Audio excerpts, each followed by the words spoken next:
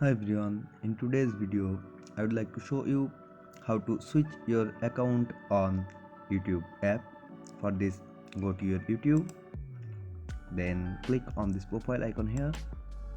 Now click on manage your Google account.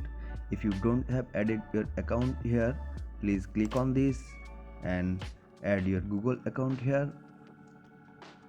They will verify it's you first, then take you to the form where you can add your Google account. I'm not going to do that, and I already have signed in with my others account that I want to switch with. Then choose the account you want to switch. So that's it guys. If this video help you, please don't forget to subscribe, and thanks for watching.